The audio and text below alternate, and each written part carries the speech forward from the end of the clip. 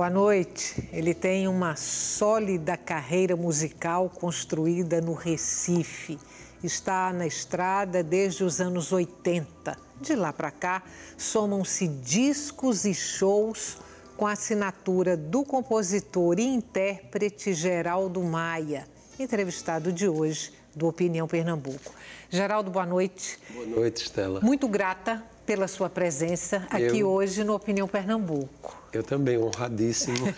Ainda mais que sou sozinho, o programa é todo para mim. Sim, olha. O programa é todo seu. Que honra. Olha só, quero começar do presente, do agora. O que é que você está fazendo? Em que projeto você está trabalhando, se é que está trabalhando nesse exato momento em alguma coisa especial? Tem um projeto especialíssimo, que foi inclusive uma das razões porque eu abreviei minha volta de Portugal, que eu estava lá agora há pouco tempo atrás e fiquei quase 2 meses. E tive que voltar exatamente para dar início à tramitação burocrática, o lado desse projeto, que é um show que eu elaborei em 2017, no final de 2017, e apresentei ele no Teatro Arraial. Ariano Suassuna, né? Arraial Ariano Suassuna. E é um show que se chama Noites Sem Fim, que é um trechozinho da música Recife, Cidade Lendária, né? Eu ando pelo Recife, noites sem fim. Isso, aí eu peguei essa frase que eu acho muito poética e muito boêmia e lírica. E tudo isso é também a cara de Capiba, né? E fiz esse show que foi exatamente quando a gente estava passando pelos 20 anos da morte dele, né? Que ele morreu em 97, exatamente, dezembro de 97. Aí fiz esse show, ficou muito bonito, com Beto do bandolim, George Rocha na percussão e Alberto, irmão dele, no 7 cordas. E em 2018, a gente colocou o projeto no Funcultura e aprovou. E o que é esse projeto? É uma circulação estadual desse show, Noites Sem Fim. Só que agora a banda tá diferente do projeto original. Agora é Renatinho Bandeira na guitarra semiacústica, Beto do bandolim, Alberto no 7 cordas e Júlio César no acordeon. Não tem percussão. Que é uma coisa que eu também gosto, de a percussão ficar subentendida no ouvido do ouvinte, é que vai criar a sua percussão ali para aquelas músicas e tal. Tá muito bonito. A gente ontem, inclusive, teve ensaio. Aí vão ser 4 cidades. 4 shows em 4 cidades. Estreia dia 10 de agosto, em Taquaritinga do Norte. Agosto agora. Agora, que é a minha segunda terra, não é? Porque agora, hoje em dia, eu vivo lá. E depois, dia 30 de agosto, Surubim, que era a terra de Capiba, não é? Onde Zezita hoje mora, a viúva dele, que é minha amiga. Dia 13 de setembro, Arco Verde. Arco Verde e Surubim são uma parceria com os SESCs locais, né? Taquaritinga é uma parceria com a Prefeitura e a Secretaria de Turismo da cidade. E encerramos no dia 27 de setembro, aqui no Teatro de Santa Isabel.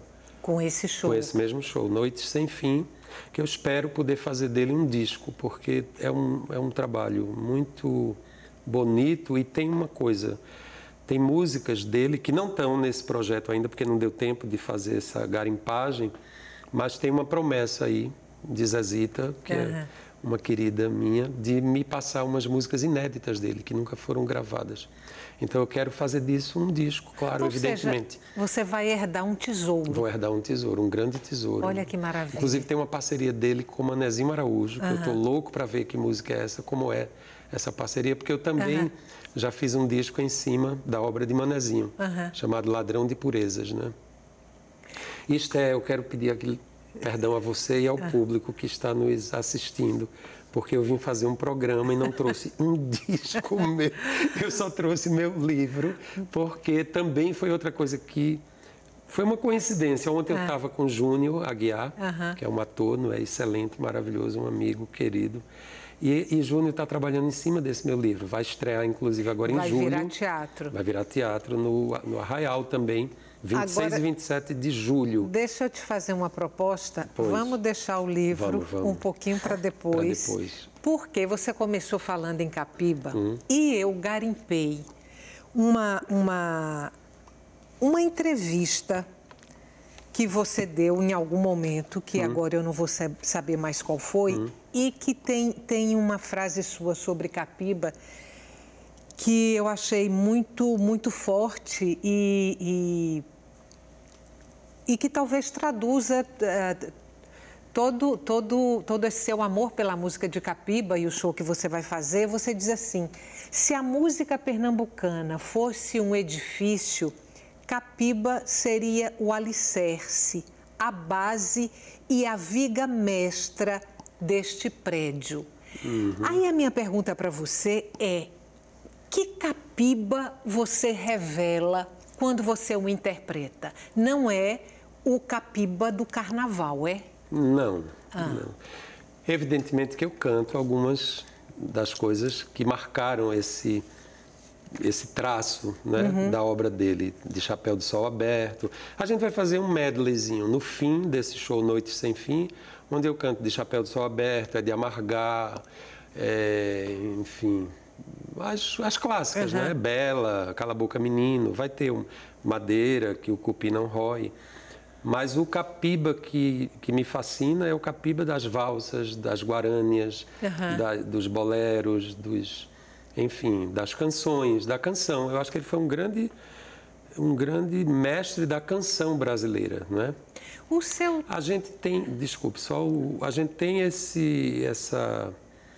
uma coisa que nos persegue em relação a alguns grandes nomes da música pernambucana, eles terem escolhido ficar aqui, né? Capiba fez essa escolha, não foi uma coisa... Ele teve a chance de ir, mas não quis ir, né? Como outros também, de certo modo.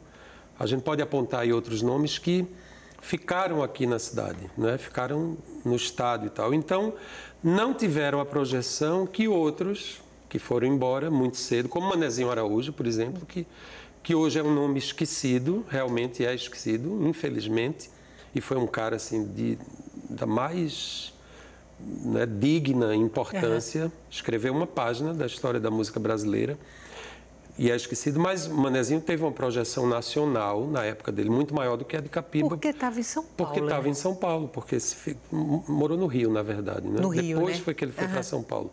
Já quando ele estava assim, saindo da música, porque depois ele virou um pintor primitivista e tal, né? Foi jornalista também, não foi? Foi jornalista, escreveu tinha uma revista na época chamada...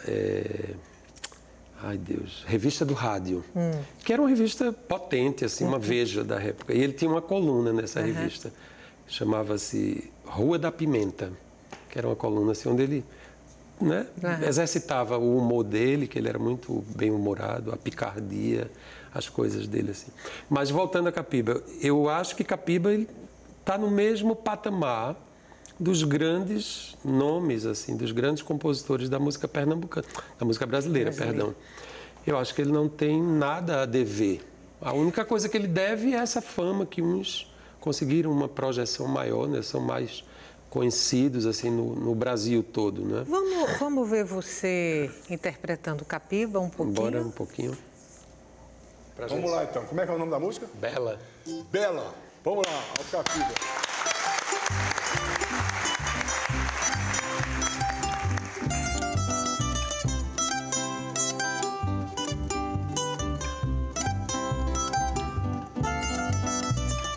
Você diz que ela é bela,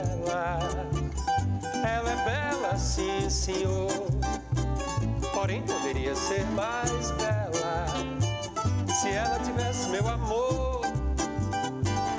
Você diz que ela é bela, bora! Ela é bela, sim, senhor. Porém, poderia ser mais bela se ela tivesse meu amor, meu amor. Bela é toda a natureza, bela é tudo que é belo. O sorriso da criança, o perfume de uma rosa, o que fica na lembrança. Bela é ter um passarinho indo em busca do seu ninho. Todo mundo se amando, com amor e com carinho, uns sorrindo, outros chorando de amor.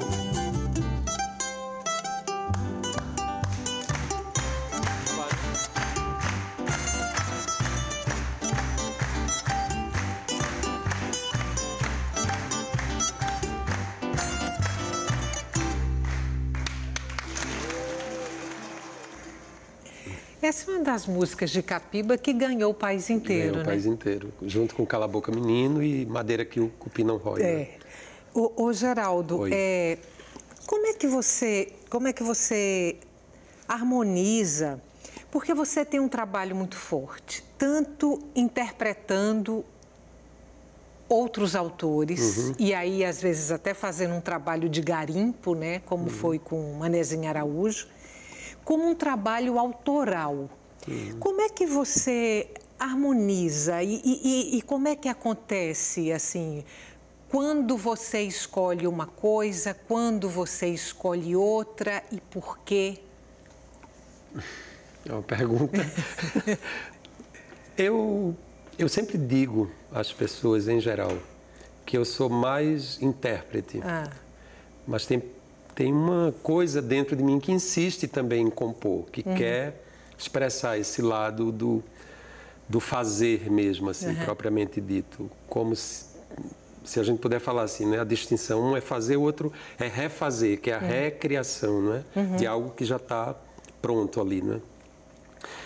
Eu acho que eu estou conseguindo conciliar melhor isso hoje. Eu tinha uma dificuldade muito grande, inclusive de assumir mesmo assim, esse lado compositor. Mas aí os meus parceiros, eles me provocam e dizem que eu tenho mesmo que fazer porque eu componho bem, tem uma coisa que tem consistência nesse fazer. Mas dentro de mim tem um conflito sempre, assim, como se eu quisesse que prevalecesse o intérprete. Porque é como se houvessem forças dentro de mim que aparecem com mais facilidade quando eu vou buscar, né, quando eu estou pesquisando músicas, quando eu estou... É como se tivesse uma identidade mais rápida com as coisas, com as minhas... com os meus demônios, com as minhas paixões, com o vulcão que está dentro, né? Sempre pronto para entrar em erupção, né?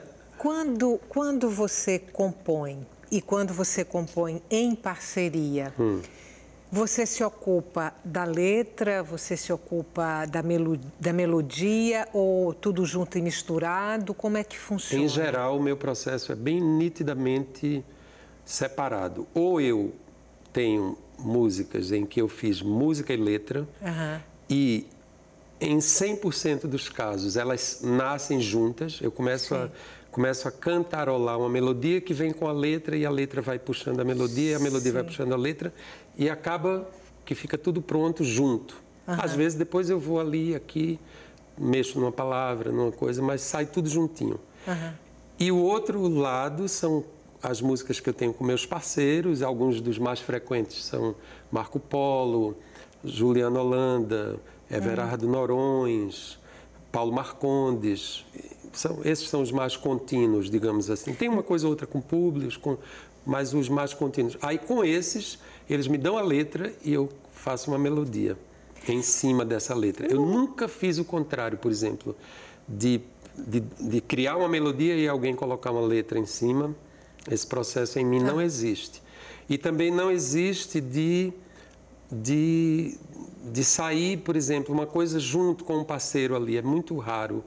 Não me lembro de ter, por exemplo, sentar com Públio ou com Paulo e criar uma coisa juntos. Não. Normalmente eles me mandam as letras e eu vou desenvolver a melodia. No caso de Everardo Norões, você sempre trabalhou com ele te mandando uma letra para você colocar música? Ou você já achou algum poema dele, poema já publicado, que você quisesse musicar?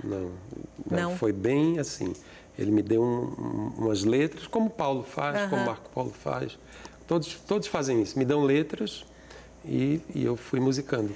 Um que eu fui atrás de um poema, na realidade, dele, que eu adaptei e ficou uma coisa bem bacana, assim, eu acho que casou bem a melodia com a letra, com o poema dele, foi Marcelo Pereira, do Jornal. Que é uma música...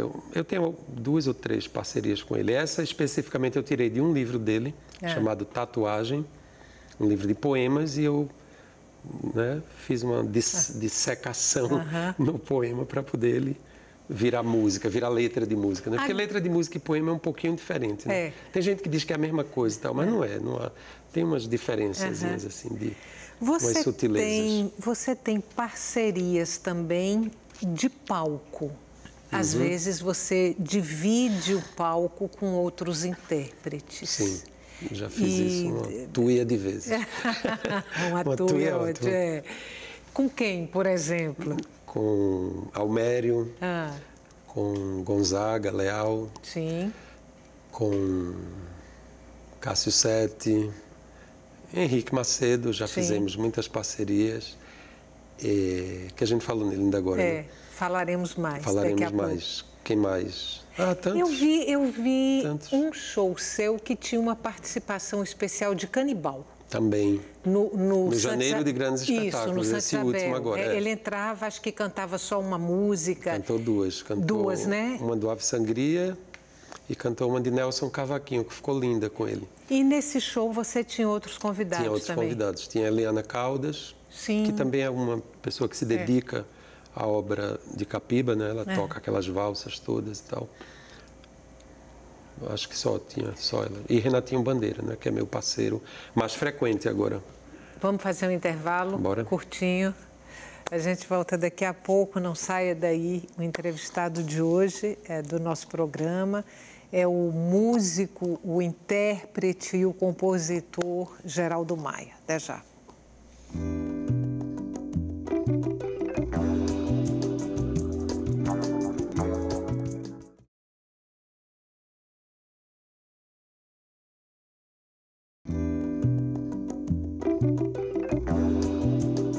Estamos de volta com a Opinião Pernambuco. O entrevistado de hoje do nosso programa é o cantor e compositor Geraldo Maia. Geraldo, eu falei na abertura do programa que você estava na estrada desde os anos 80 e que de lá para cá tinham sido muitos discos e muitos shows. Quantos discos? Eu consegui contar 11. São 11. São acertou. 11? Acertou. São 11 discos. São 11 discos. Com o Cena de Ciúme, que na verdade é um LP, não é? Dos anos 80, como você falou, ao lado de Henrique Macedo. O Cena de Ciúme é de 87. A gente tem até a capa desse disco aí, eu vou preciosidade. Outro dia eu vi naquele Mercado Livre, caro que só a gota. Foi? Olha, era 200 e tantos reais, assim, uma coisa bem... Eu digo, estou chegando lá.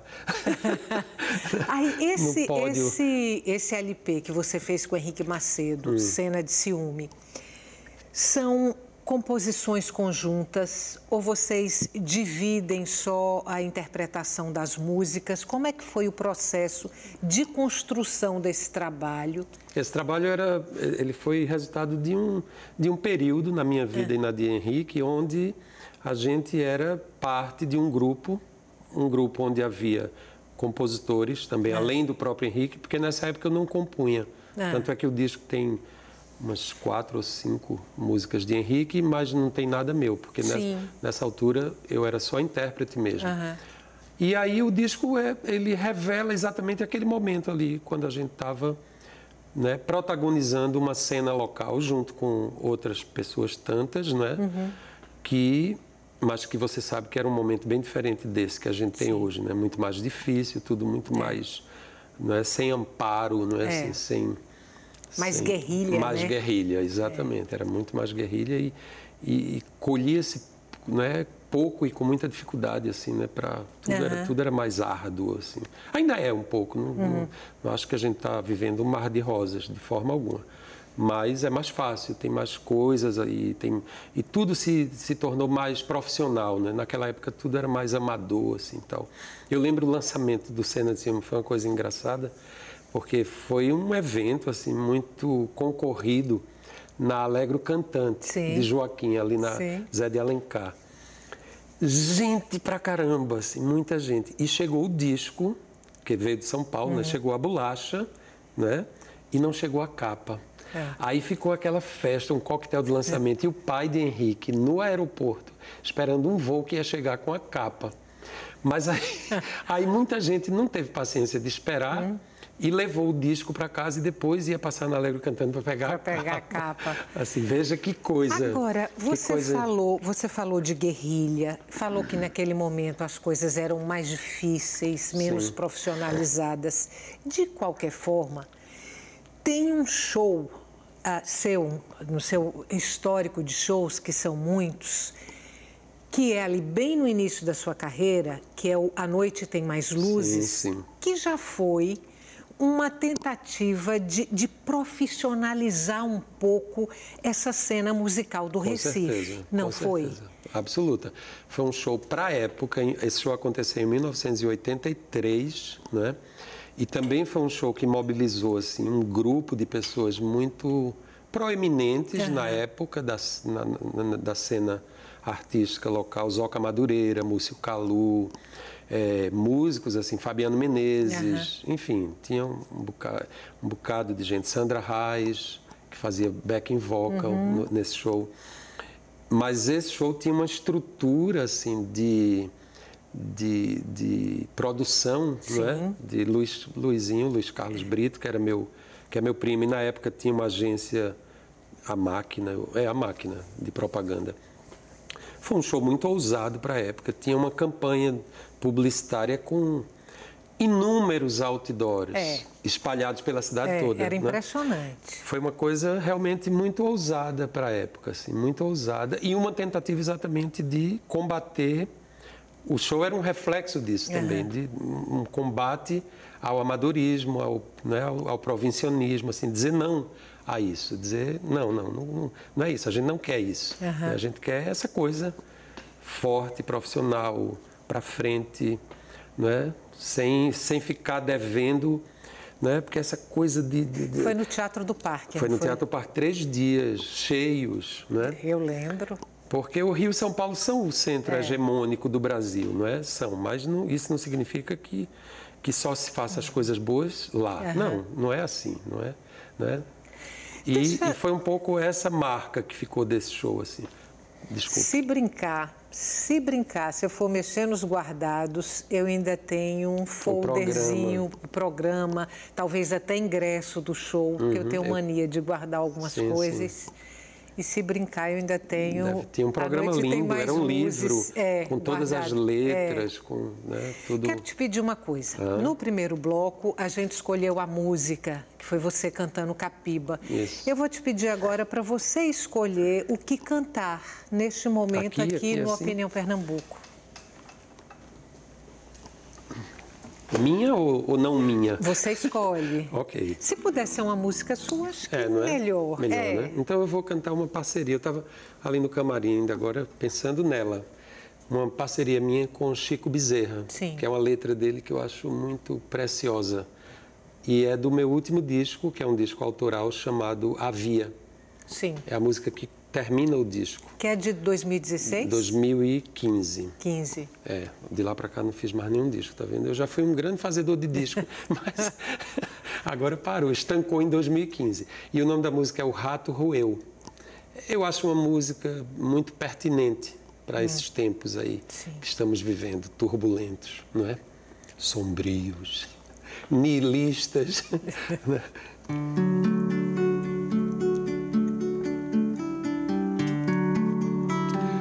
Nada valeu plantar uma estrela no fundo do meu quintal, repartir meu canto com centenas de estrelas e depois não mais poder vê-las.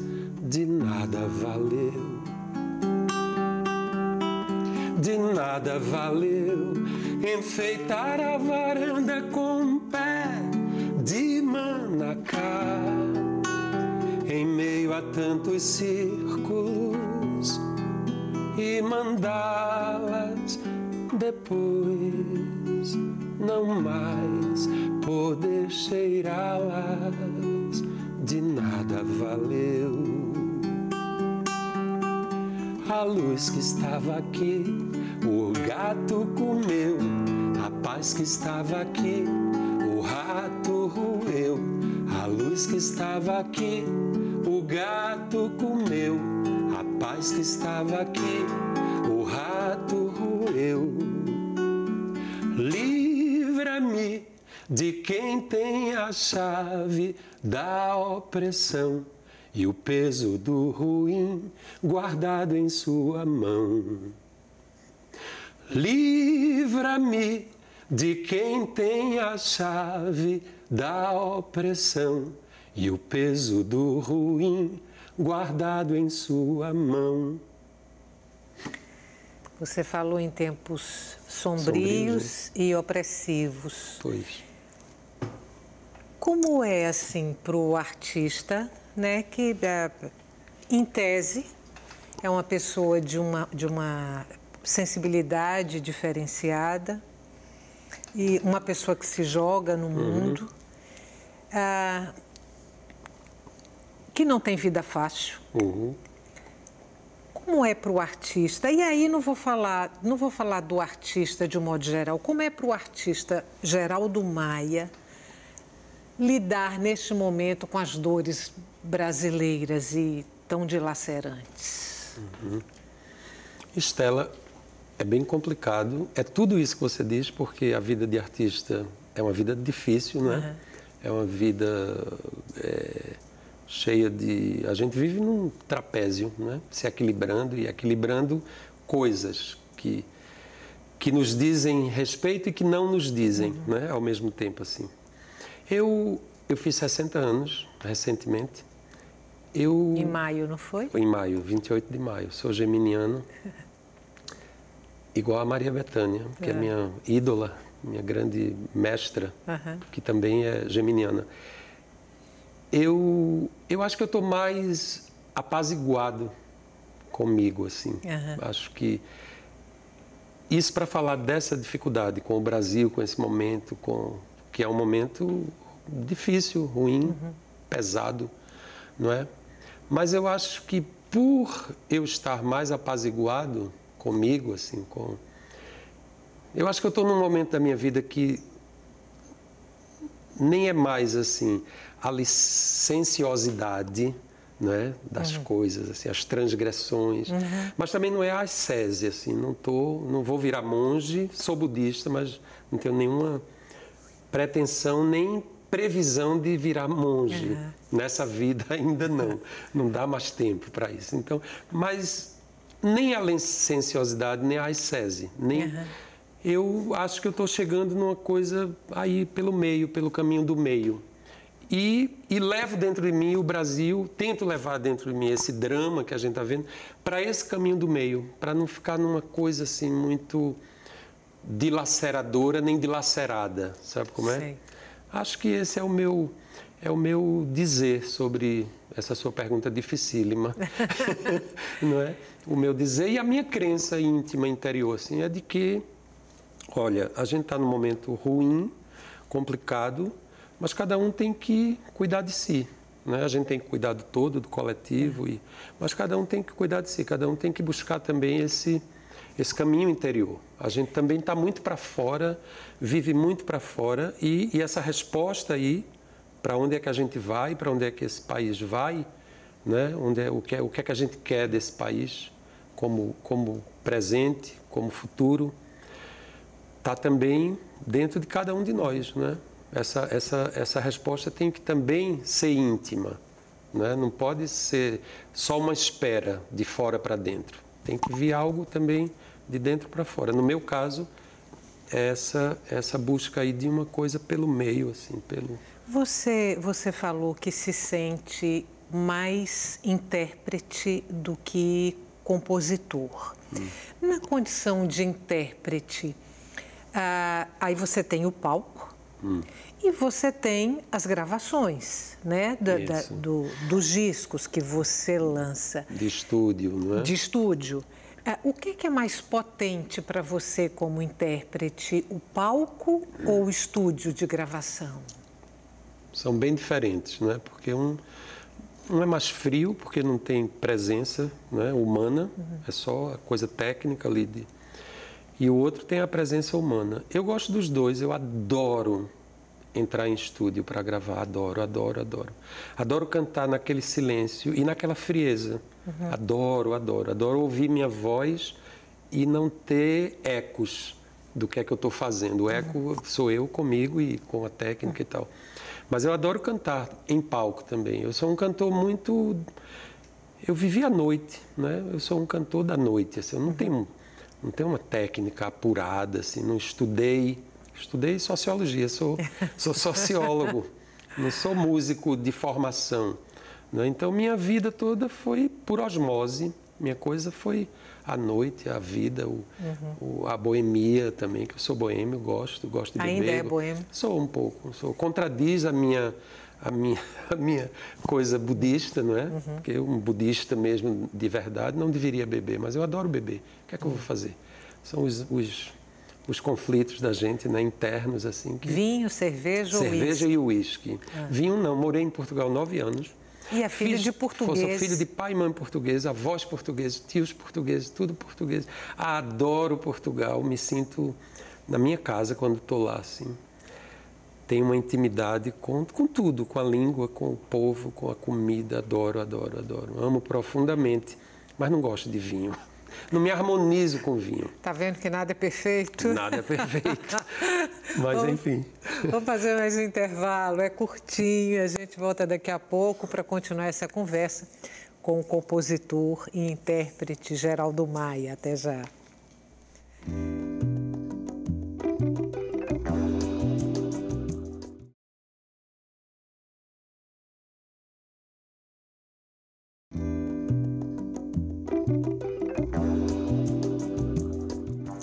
São quase 40 anos de carreira, mais de uma dezena de discos gravados e shows, muitos shows, nos quais interpreta suas próprias composições e também grandes nomes da música popular brasileira. O entrevistado de hoje do nosso programa, que está entrando no seu terceiro e último bloco, é o artista pernambucano Geraldo Maia. Que compositores da MPB você gosta de interpretar? Muitos. Preferências? Cândida das Neves, eu adoro. Noite alta, céu risonho, a quietude é quase um sonho. O luar cai sobre a mata, qual uma chuva de prata, de raríssimo esplendor. Gosto de tantos, Pixinguinha, gosto dos sambistas clássicos, assim, Cartola, Noel, Nelson Cavaquinho, Paulinho da Viola. E tem a coisa que me marcou profundamente, que são os que mudaram a história da música brasileira, né? Chico, Caetano, Gil. Aí tem minha coisa com Bethânia, que é uma coisa muito particular, específica. E os daqui, né? Eu adoro Capiba, Manezinho Araújo, Luiz Gonzaga, Jackson do Pandeiro, Stefana de Macedo, que eu gravei também. Aliás, eu soube que no Cais do Sertão tem uma coisa com ela, achei tão bonito, fiquei muito emocionado. Quando eu ainda não fui lá, mas soube que tem o nome dela e uns dizeres sobre ela e uma foto dela e tal, graças a Deus, porque, né, ela foi uma pioneira, assim, como outros, e também é outra que... Aliás, tem uma história de eu fazer um disco também, só cantando Stefana de Macedo, que é um dos meus projetos. Eu tenho muitos projetos, Estela. Falta executá-los na prática. Tomara você possa realizá-los todos. Esse de Capiba está aí. Esse de Capiba está aí, que vire um disco com algumas inéditas dele, que... Enfim... Agora... Um compositor que eu adoro também, que eu me lembrei, Batatinha, que é um baiano, né? Já morreu. Bethânia lançou muito ele, gravou muito ele. Enfim, são tantos, né? É muito difícil falar, porque a música brasileira é riquíssima, né? Assim, Aí tem Quinteto Violado, que também me influenciou. Alceu, adoro Alceu. Cantei muito Alceu. No começo da minha vida, Ave Sangria, sabe? Porque sei tudo do Ave Sangria, canto tudo. Alceu começa uma década mais ou menos antes de você, minha, né? Ele exatamente. Começa ali em 70. Isso. Aí quando eu comecei a tocar violão e cantar mesmo com vontade, assim, eu cantava os discos dele, as coisas iniciais dele, né? Assim. Sabe um disco que eu adoro? É aquele Molhado de Suor. Sim. E Vivo também. Vivo, exatamente. Gosto muito de Vivo.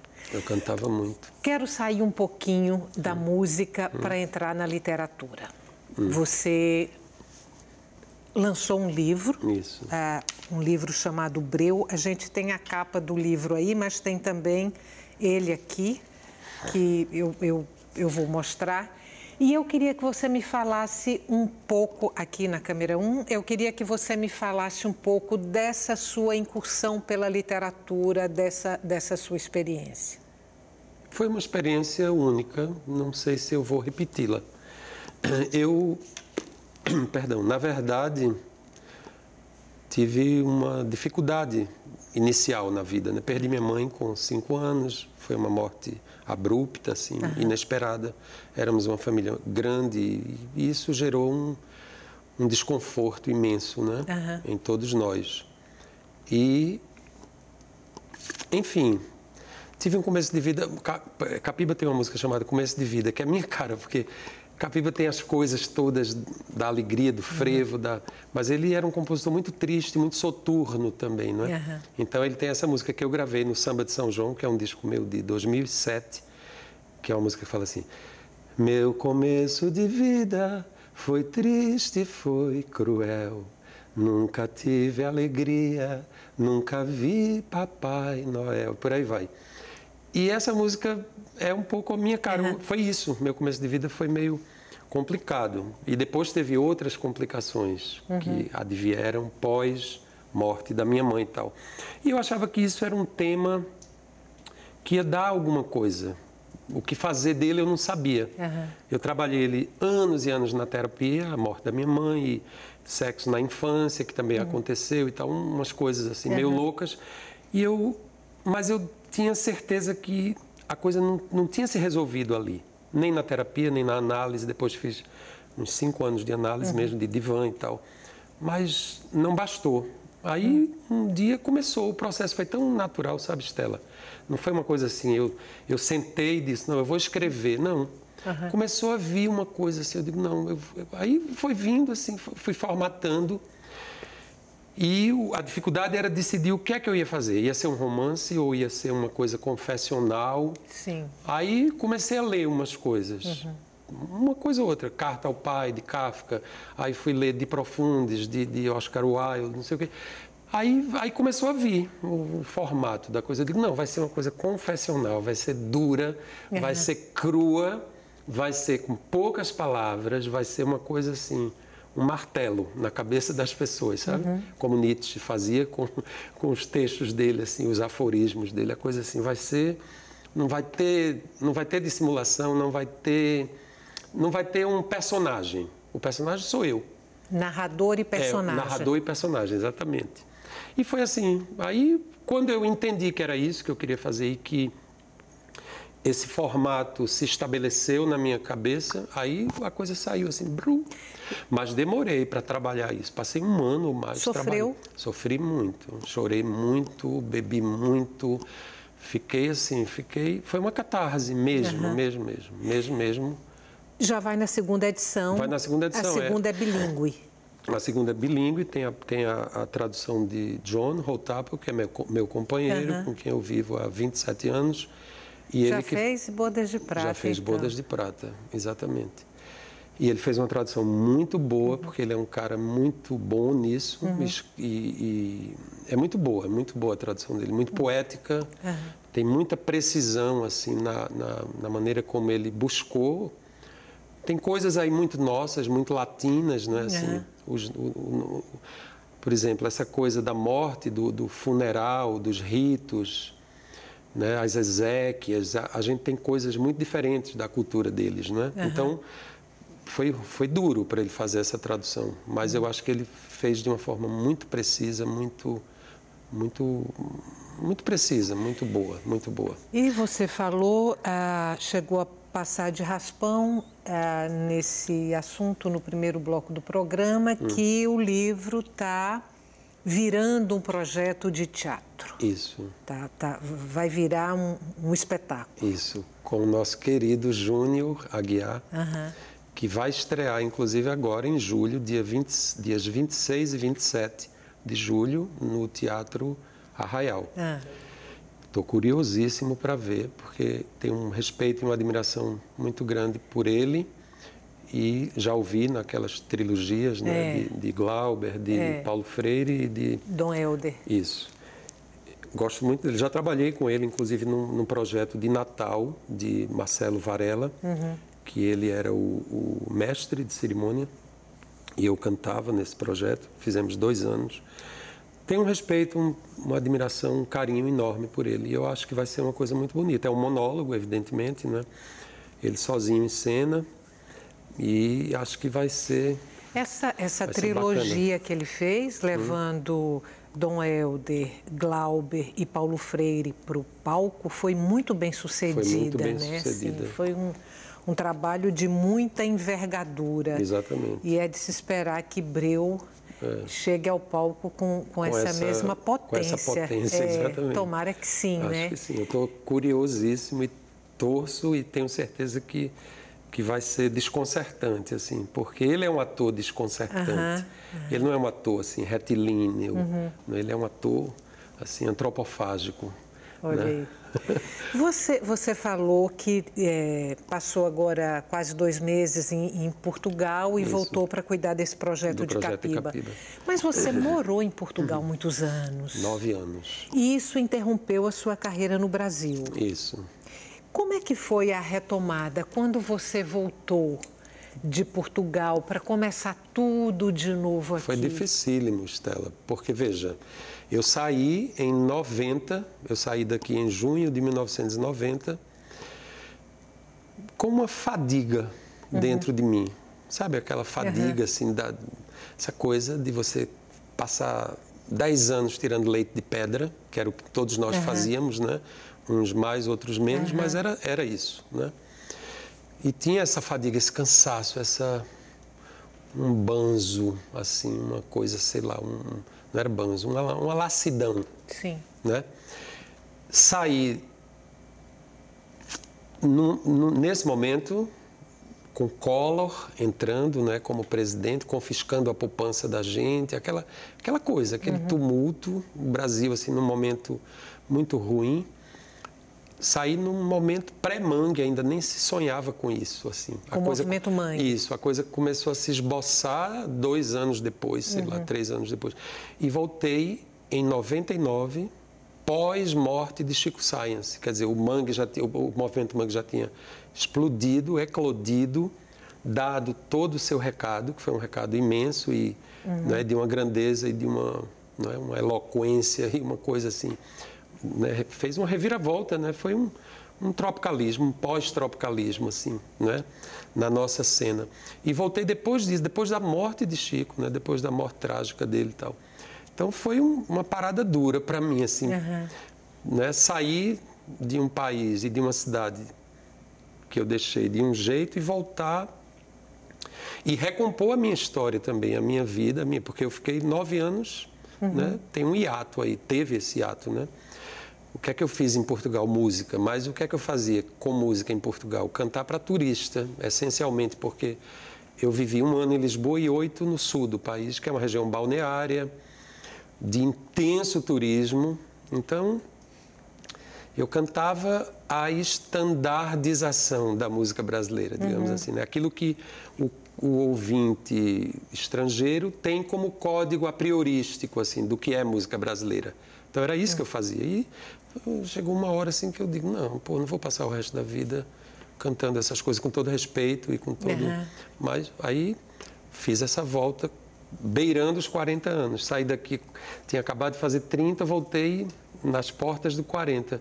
É complicado, né? Tudo foi muito... foram montanhas de obstáculos que eu tive que transpor, né? Mas eu acho que eu consegui. Fiz 11 discos, tenho inúmeras participações em discos de outros cantores e colegas. Verdágua é o primeiro. É o que marca a sua volta de Portugal. Exatamente. E ele tem um traço da lírica portuguesa muito evidente nele, né? Todos os meus discos têm um pouco isso. Todos. Se você for garimpar, em todos eles tem um traço, assim, da música portuguesa. Ou de uma forma muito evidente, ou de uma forma mais sutil, assim, subliminar, né? Você tem trabalhos também em trilhas sonoras. Sim, uma a mais famosa que eu participei foi a de Lisbela, não é? Que você gravou A Deusa da Minha Rua. A Deusa da Minha Rua, com Yamandu Costa.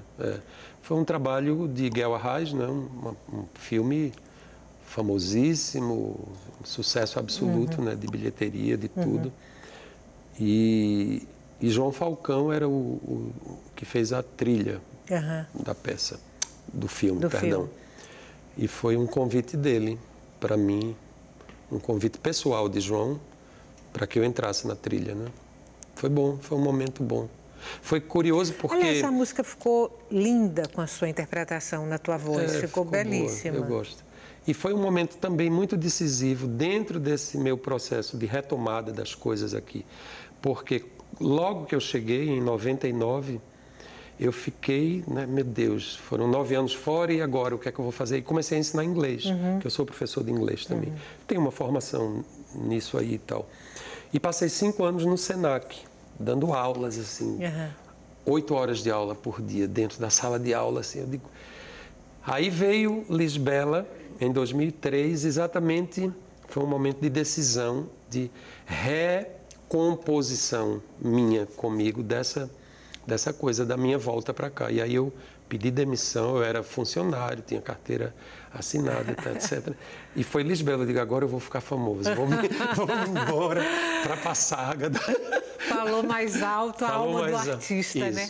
Olha só, o tempo da gente acabou, você falou em Lisbela o Prisioneiro e você interpretando A Deusa da Minha Rua. Eu vou pedir para a gente, então, encerrar o programa. A gente tem você cantando essa música, a gente vai fechar o programa com essa sua interpretação. E você fique intimado da próxima vez em trazer os discos para a gente mostrar. Trazer os 11 para a gente mostrar, tá bom? Obrigada mais uma vez. Obrigado, foi um luxo, Estela. E uma alegria ter você aqui. Também. Muito você obrigada. Que é um luxo. Vamos ver você cantando? Bora.